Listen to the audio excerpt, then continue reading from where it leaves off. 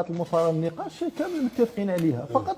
باغيين اصحاب القرار التنفيذيين يثيروها، لانه لما نتكلموا على الوقت وعلى سعيد ممكن قال الوقت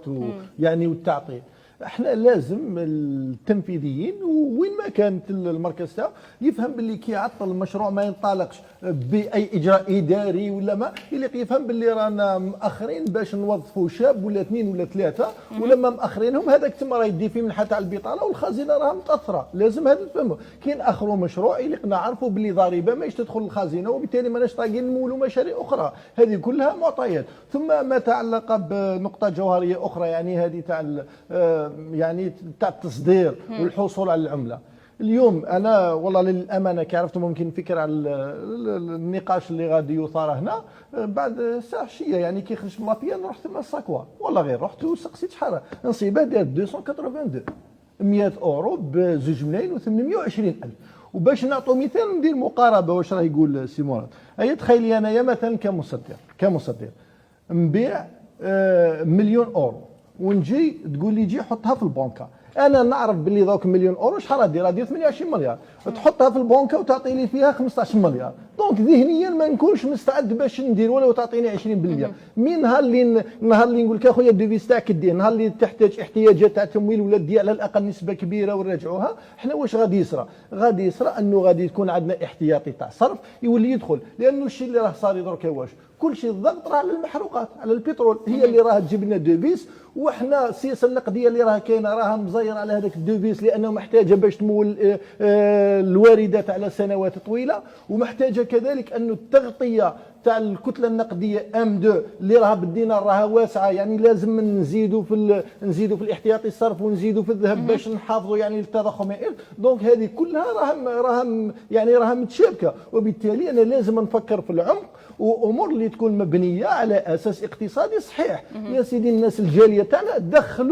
دخلوا سيدي، ونهار اللي يحتاج دراهم نشوف كيفاش ندير مقاربه، ماناش نقولوا التعويم، ولكن هذه كلها امور متكامله وتحتاج الى قرارات جريئه، خاصه انه لازم نعرفوا باللي ممكن القرار اللي نتاخر اني ندارسه اليوم ونديره بعد شهر وبعد شهرين قادر نضطر ليه يعني بعد فتره وتكون التبعات نوعا ما ثقيله. اليوم ما لازمش نغفلوا عليه، رانا محتاجين قبل من اي وقت مضى انه الصادرات خارج المحروقات نرفعوها بنسب مضاعفه. على كي نشوف انا قبل ما ندخل كنت نشوف يعني في اخر الاحصائيات الرقم مثلا هذا الموقوف رانا في 3 ملايير و835 مليون دينار. انا في الواقع تصرف في الواقع حبابك انت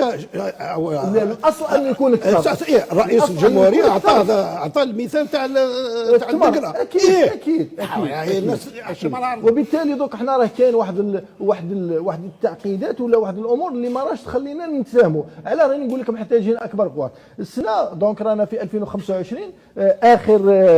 احصائيات اللي صدرها الديوان، راه عندنا اول مره من قبل 4 سنوات راه عندنا تراجع تاع ميزان تجاري ب 5 ملايير و470 مليون دولار، ونشوفوا وهذه المعطيات علاه نقول لك باللي والله دائما رانا نديروها في نقاش في لجنه الماليه مع المعنيين مع الوزاره باش الناس كامل تعيها. انا كي نتكلم لك سنه عندنا مثلا فيما يتعلق بالمحروقات، علاه صرا هذا التراجع 2025 دونك كاين تراجع في الاسعار ب 8.2%، والاكثر هو تراجع في الكميات